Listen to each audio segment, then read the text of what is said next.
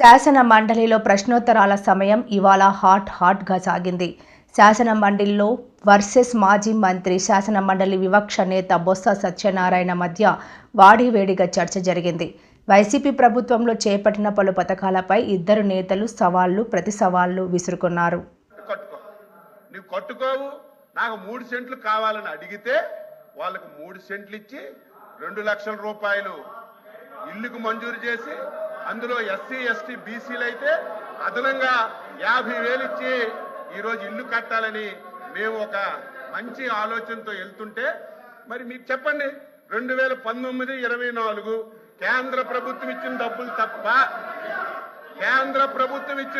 తప్ప మీ రాష్ట్ర ప్రభుత్వం ఒక పైసా ఖర్చు పెట్టమని చెప్పండి. ప్లీజ్ మంత్రి గారు చెప్పండి.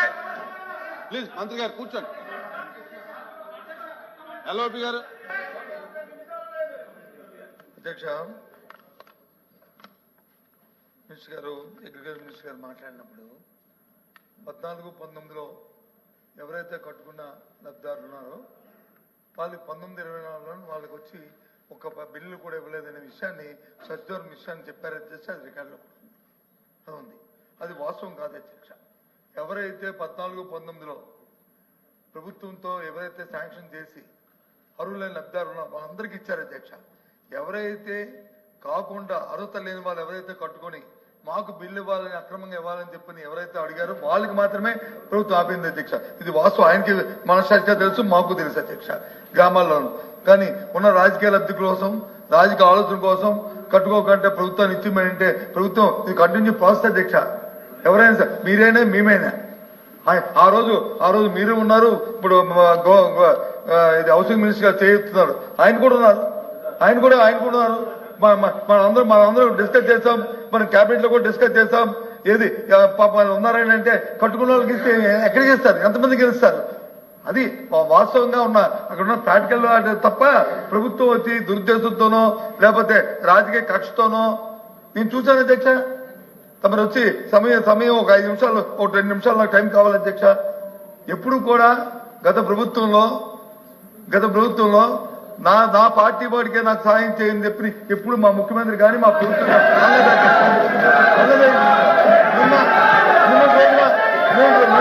సాక్షాత్తు రాజ్యాంగ పదవి ముఖ్యమంత్రి గారు మాటలు తీసుకుంటే సిగ్గుపడాలి అధ్యక్ష.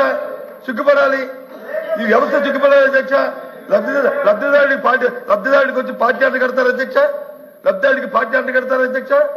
ఎవరైతే అర్హులైన వాడికి వచ్చి ప్రతి కార్యక్రమం అందించే ఏర్పాటుని చూడవలసిన బాధ్యత రాజ్యాంగబద్ధంగా ప్రమాణ స్వీకారం తీసుకొచ్చాం. రాజకీయ దేశాలకు అతీతంగా, పార్టీలకు అతీతంగా మేము వచ్చి కార్యక్రమం చేస్తాం వచ్చిన వ్యక్తులు ఇవాళ వచ్చి సభలో వచ్చి మన ప్రైవేట్ తాలూకా పార్టీ మీటింగ్ లో వచ్చి ఎవరికి చేతులు వైరల్ అవుతుంటే దాని మీద వివరణ ఇవ్వాల్సిన ముఖ్యమంత్రి కార్యాలయం వివరణ ఇవ్వాల్సిన అవసరం లేదా అధ్యక్ష? ఆ మంత్రి గారిని రిక్వెస్ట్ చేస్తాం, ఇప్పుడైనా సరే చెప్పండి. ఈ లబ్ధిదారు దగ్గర రాజకీయాలు ఉండకూడదని చెప్పండి. ఎప్పుడో కార్యక్రమం చేయాలి అధ్యక్ష. ఇదేమైనా సొంత ఆస్తి అధ్యక్ష? లేకపోతే ఇదేమైనా వాళ్ళ సొంత ఆస్త? ప్రతి గంట పన్నులతో మనం ప్రభుత్వం నడుపుతున్నాం, ప్రభుత్వాలుగా సంపత్తులు ప్రభుత్వం నడుపుతున్నాం. ఈ కార్యక్రమం ఏ రకంగా మారుతారు అధ్యక్ష? ముఖ్యమంత్రి గారు ఏ రకంగా మీరు చెప్తారు అధ్యక్ష? మీరు దానికి వచ్చి ఒత్తాసు పలుకుతూ ఇదే చెప్తున్నారు అధ్యక్ష. మా ప్రభుత్వంలో గత 5 సంవత్సరాల్లో రాగద్వేషాలకు అతీతంగా, పార్టీలకు అతీతంగా ఎవరైతే అర్హులు లబ్ధాడు ప్రతి అర్హులైన ప్రతి వారికి సాయం చేశాం అధ్యక్ష.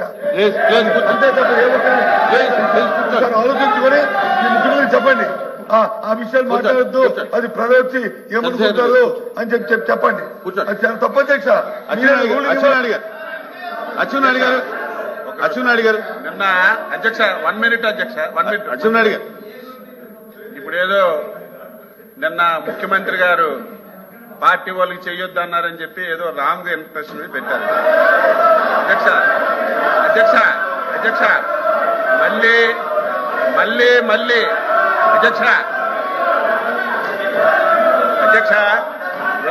మాట్లాడారు కదా, వినాలి కదా అధ్యక్ష. తెలుగుదేశం పార్టీ అధ్యక్ష 42 సంవత్సరాలు పూర్తయింది.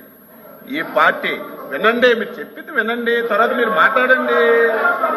ఈ పార్టీ ఎన్నికల వరకే రాజకీయాలు, ఎన్నికల తరువాత పేదవాడి అభివృద్ధి రాష్ట్ర అభివృద్ధి ధ్యేయంగా పనిచేస్తున్నాం. మీరు కూడా లాస్ట్ 5 years అధ్యక్ష ఏం చేశారు ఒకసారి సీనియర్ మంత్రిగా బొత్స సత్యబాబు గారు ఒకసారి తెలుసుకోవాలి. మేము కట్టినిళ్ళకి రంగులు వేసుకున్నారు, బిల్డింగ్లకు రంగులు వేసుకున్నారు, అన్ని ఎవరు పార్టీ తరఫున పనిచేశారో ఒకసారి గుర్తు చేసుకోవాలి. మళ్ళీ చెప్తున్నాం ఈ ప్రభుత్వానికి శాసన మండలి ద్వారా మీ ద్వారా ప్రజలకు తెలియజేస్తున్నాం. ఈ పార్టీకి ఈ ఎన్డీఏ ప్రభుత్వానికి రంగు లేదు, రుచి లేదు, వాసన లేదు, ధనవంతులు లేడు. ఈ పార్టీకి ఈ ప్రభుత్వానికి క్రైటీరియా అధ్యక్ష, క్రైటీరియా పేదవాడే క్రైటీరియా, పేదరికమే క్రైటీరియా. రాజకీయ పార్టీలతో సంబంధం లేదు, కులాలతో సంబంధం లేదు, మతాలతో సంబంధం లేదు. అర్హత కలిగిన ప్రతి ఒక్కరికి అన్ని పథకాలు ఇస్తాం.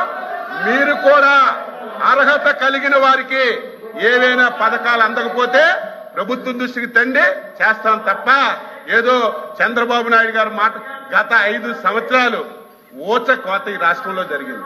ఎవరికైనా మాట్లాడే స్వేచ్ఛ ఉందా? నవ్వే స్వేచ్ఛ ఉందా? తిరిగే స్వేచ్ఛ ఉందా? ఈ ప్రభుత్వం చేసిన తప్పులు ప్రశ్నించే స్వేచ్ఛ ఉందా? ఈ రోజు మీకు ప్రజాస్వామ్య పాలన వచ్చింది.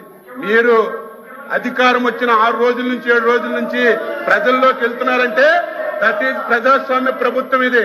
మీరు 5 సంవత్సరాలు మేము ఏదైనా కార్యక్రమంకి వెళ్తామంటే 5వ గంటకే, ఏకోజామున 5వ గంటకే పోలీసులు వచ్చి గేట్లకు తాళాలి.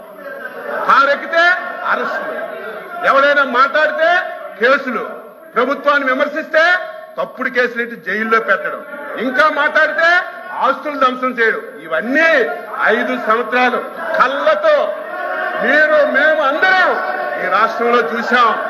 మేము ఈ రోజు స్వేచ్ఛగా మీరు వెళ్ళండి, ప్రజాస్వామ్యబద్ధంగా మీ పరిపాలన మేము చేస్తున్నామని మీకు స్వేచ్ఛనిచ్చి మాట్లాడిస్తున్నటువంటి ముఖ్యమంత్రి అధ్యక్ష చంద్రబాబు నాయుడు గారు ఈ రోజు మళ్ళీ చెప్తున్నాం, ఈ ప్రభుత్వానికి ఎన్డీఏ ప్రభుత్వానికి పేదరికమే క్రైటీరియా.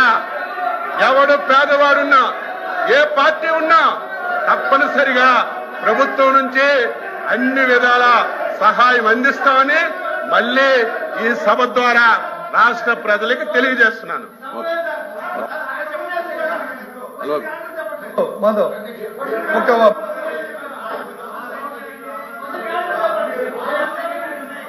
మంత్రి గారు,